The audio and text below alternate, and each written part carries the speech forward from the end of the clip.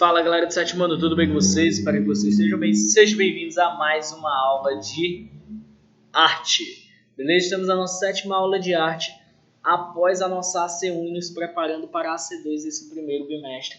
Então eu espero que vocês estudem, se dediquem e obrigado primeiramente por realizar as avaliações, certo? Eu espero que vocês tenham feito uma avaliação muito boa, muito tranquila e que tudo que seja anotado lá vocês estejam cientes das respostas de vocês. Então, sem mais demoras, vamos iniciar transmitindo aqui para vocês. O nosso conteúdo é o intérprete na dança contemporânea. E para começarmos, a gente tem que entender o que é o intérprete criador. Então, vamos lá. Primeiramente, vamos entender o que é o intérprete, né? Então, vamos lá. Galera, o intérprete, certo? Ele é referente. Ele surgiu, essa ideia, pronto, vamos começar. O intérprete criador, ele surgiu na arte contemporânea, certo? Que seja, a arte contemporânea é aquela arte que ela não está ligada nem presa a códigos passo a passo, a estruturas e técnicas específicas, né? Então, a dança contemporânea, na arte contemporânea, ela não se enquadra nessas técnicas, nem nesse passo a passo, nem nessa estrutura já estruturada, essa estrutura já formada, como, por exemplo, no balé, né, na salsa, no tango, não tem isso. Então, a dança contemporânea, ela quebrou essas desmistificações, dessas padronizações, né, desses movimentos, certo? Então, com isso, por essa razão, em sua maioria das danças contemporâneas, as coreografias elas não são construídas com base em sequências ou em passos prontos pré-existentes, e sim por questões da expressão do próprio dançarino, do próprio intérprete.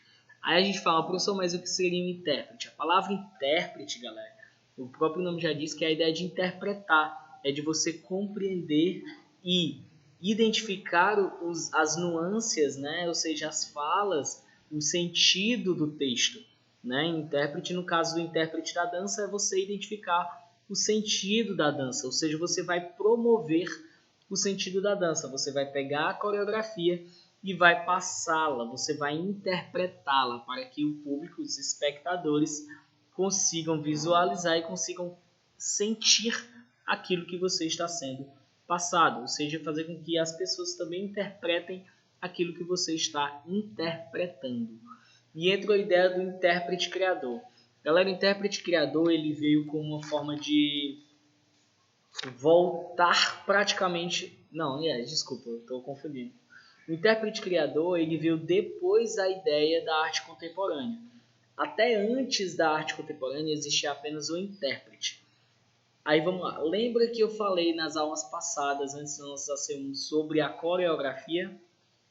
A coreografia ela é realizada por um cara responsável para isso, que se chama coreógrafo, certo? Só que o coreógrafo, ele é aquele que cria a coreografia. Até antes do século XIX, certo? Até antes do século XIX, a coreografia... Até antes do século XIX, só podiam interpretar as danças, ou seja, só podiam dançar quem eram chamados de intérpretes ou bailarinos, ou bailarina. Então era chamado de intérprete aquele que representava aquela dança, aquele que fazia a dança para que as pessoas assistissem. Já o coreógrafo ele era apenas aquele que criava a dança. Então o coreógrafo ele não dançava a sua dança, ele criava a sua dança e depois disso ele entregava para os dançarinos, os intérpretes compreendiam aquela dança e daí ensinavam elas no espetáculo, ou seja, eles faziam essas danças, apresentavam-se em espetáculos. Certo? Isso era o papel do intérprete na época e a diferença de intérprete com coreógrafo. Porém, hoje em dia a gente sabe que é muito comum a pessoa que cria o passo e cria a coreografia dançar. E essa ideia dessa junção do coreógrafo com o intérprete é o que chamamos de intérprete criador. Então, o intérprete criador, ele é aquele que, além de construir, de compor aqueles movimentos de dança, ele também as executa. As executa, certo? Ou seja, ele trabalha muito com essa ideia de intérprete criador. E um dos intérpretes criadores que nós vamos estudar é o coreógrafo intérprete João Paulo Gross, que a gente vai especificar nas obras dele, né, que é o crivo. Então, a gente comentou de como eram os intérpretes no século XIX, e a gente vai voltar para a ideia do século XX, né? Então, no século XIX ainda, os intérpretes eles apenas executavam as obras das pessoas, né? Principalmente expondo suas habilidades físicas, técnicas também, certo? E de movimento, ou seja, tudo era bem estruturado, tudo era bem fixo. Isso até mais ou menos o século XVII, XVIII.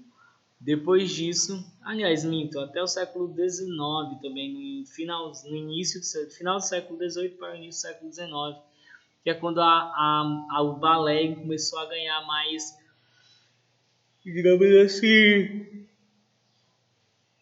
não se dá a palavra fluidez, mas mais preguiçoso, né, digamos assim. Vamos botar essa palavra preguiçoso para dar uma criticidade.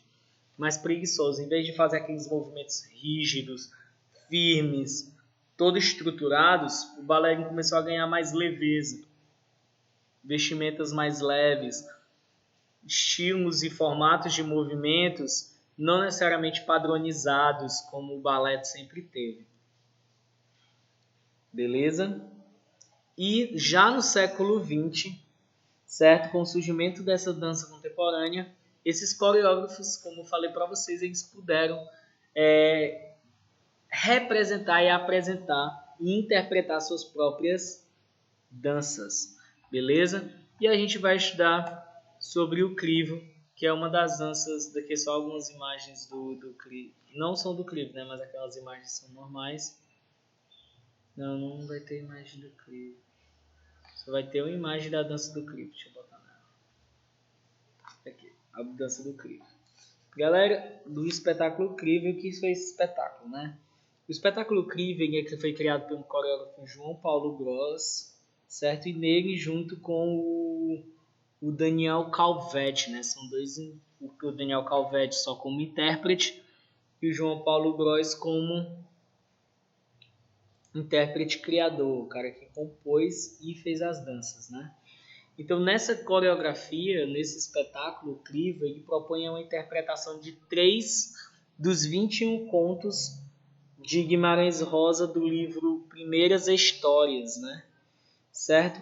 E nesse espetáculo, os movimentos, eles compõem... Os movimentos desse espetáculo, eles acabam revelando a forma como o coreógrafo compreendeu o que ele leu do 20º, de algum dos contos, né, que se chama... De um dos 21 contos, se chama Primeiras Histórias de Guimarães Rosa, e o transportou para a dança, certo? Isso também ocorre em relação à escolha do cenário e do figurino. Porém, a ideia do cenário a gente vai ver mais para frente. Aqui é muito mais a questão da construção coreográfica, da coreografia em si. A questão de que a coreografia que João Paulo Gross teve, além de ser uma coreografia composta por ele, que é o intérprete, que é uma possibilidade que a dança contemporânea promove, a ideia do intérprete criador, aquele que também que estrutura a coreografia e a representa no palco, certo? Mostra também a ideia da pesquisa, né? Ou seja, a dança toda ela é voltada para um acontecimento de um único livro dentro de uma série de 21 livros de Guimarães Rosa. Beleza? Certo? Então a gente pode ver tanto no livro de vocês como aí na imagem, na página 40 do livro, né? Que o cenário ele tem um aspecto empoeirado e os figurinos eles parecem manchados e amassados. São elementos da literatura que foram captados pelo coreógrafo e traduzidos para o espetáculo, certo? E aí a gente vai comentar sobre... Deixa eu passar aqui. sobre as primeiras histórias, né? Que é uma série de 21 contos, né? Digamos assim, de 21 contos do Guimarães Rosa, e eles possuem essas edições, né, atualizadas, certo? Que as histórias do Guimarães Rosa sempre são voltadas para histórias do sertão nordestino, do sofrimento do pessoal, das conquistas que eles podem ter, certo? E das dificuldades do cotidiano. Então, nesses relatos, o Guimarães Rosa ele tanto expressa como são as histórias e como são a vida de muitas pessoas do sertão, contando suas dificuldades com a ideia de buscar a superação delas. Ou seja, é justamente aquela questão do sair do sair em busca de melhorias de vida, né? Então, o Guimarães Rosa ele trata muito dessa ideia do sertão. É tanto que se você for ver as imagens, tanto no livro de vocês na página 40, as vestimentas e o figurino eles sempre vão remeter ao sertão. Muita poeira, roupa suja, suor por conta do sol. E tudo isso aí no espetáculo a gente consegue perceber visualmente, através de um assunto que a gente vai ver futuramente. E alguns de vocês já sabem que eu sei. Beleza? Então, galera, a questão da dança ela nunca está somente envolvida na representatividade da movimentação corporal. Ela pode estar muito bem envolvida com a literatura ou com qualquer coisa que seja, qualquer área que seja. Você pode representar a dança de forma diferente. Vocês vão ver futuramente da dança sobre tem uma dança que é performática com pixels, ou seja, a parte tecnológica em ajuda a dar a questão visual da dança, ou seja, em ajuda e estimula para que a dança ela consiga ser propriamente observada e entendida, porque só se for só a dança ela não fica compreendida. E da mesma forma são essas histórias. Quando a gente vê a dança, a gente compreende o que está querendo ser passado, mas a gente não vai entender muito bem porque a gente não conhece o teor da história, ou seja, a fonte. Por exemplo, se nós assistíssemos esse espetáculo Crivo, a gente entenderia que é referente ao sertão, referente à seca, ou desculpa, nem ao sertão não, mas que é referente à seca, ao calor, ao clima pesado, certo? E que com o conhecimento dos contos de história do sertão e das dificuldades do cotidiano, a gente consegue compreender melhor essa ideia, certo? Consegue compreender e assimilar melhor e a gente consegue até mesmo identificar mais rapidamente as histórias que estão sendo contadas. No caso, ou a história que está sendo contada. Beleza? Então, galera, no livro de vocês está na página 41, respondendo o texto A Terceira Margem do Rio. Então, na página 41 tem assim, A Terceira Margem do Rio. Nosso pai era um homem cumpridor, ordeiro, positivo e sido assim desde mocinho e menino, pelo qual testemunharam as diversas sensatas pessoas que indaguei a informação. Do que eu mesmo me lembro, ele não figurava mais estúrdio nem mais triste do que os outros, conhecidos nossos. Só quieto, nossa mãe era quem regia e que ralhava no dia. Era quem regia e que ralhava no diário com a gente. Minha irmã, meu irmão, era quem regia e que. Minha irmã, meu irmão e eu. Mas se deu que, certo dia, nosso pai mandou fazer para si uma canoa. Era sério. Encomendou a canoa especial de pau de vinhático, pequena mal com a taubinha da polpa, como para caber justo remador. Mas teve de ser toda fabricada, escolhida forte e arqueada, em rijo, própria para dever durar na água por uns 20 ou 30 anos. Nossa mãe jurou muito contra a ideia. Serei que ele, que nessas artes não vadiava, se ia propor agora para porcaria, se ia propor agora para pescarias e caçadas, nosso pai nada não dizia. Nossa casa no tempo ainda era mais próxima do rio, obra de nem quarto de légua. O rio, por aí se estendendo, grande, fundo, calado que sempre, largo de não se poder ver a forma da outra beira, e esquecer não posso do dia em que a canoa ficou pronta. Sem alegria nem cuidado, nosso pai encalcou o chapéu e decidiu um adeus para a gente. Pesado. Então, galera, releia o texto novamente. Leu também o significado das palavras estúrdio, reger, vinhático, popa, jurar, propor-se, quarto de légua, beira, encalcar e decidir um adeus. Beleza? Então, galera, essa atividade de vocês terão que colocar ela com a numeração da aula, que no caso é a aula 7. A disciplina correspondente, que no caso é arte, certo? A descrição da atividade, que é no livro didático de vocês. E vocês terão que enviar essa atividade até antes da próxima aula, ou seja, até mesmo durante a próxima aula, que é na data do dia 15 de março. Tá, galera?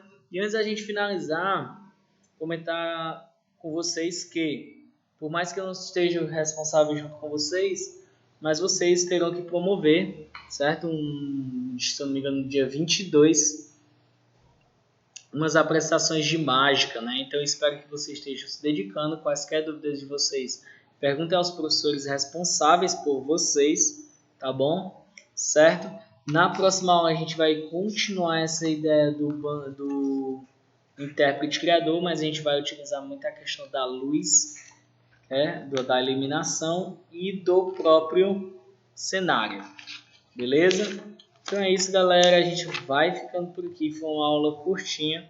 Fazendo a recapitulação, a gente trabalhou com o intérprete criador, que é aquele cara que, além de coreografar a dança, ele pode executá-la também. Ao contrário de antes do século XIX, que só quem podia dançar eram os intérpretes ou bailarinos e só quem podia criar eram os coreógrafos. Hoje em dia não. Hoje em dia, para vocês terem noção, existe o processo colaborativo, que entra no teatro, dança, música, que é onde todos da banda, todos do espetáculo, todos do grupo de atores, além de eles possuírem suas funções específicas, cada um pode ajudar nas outras áreas, né?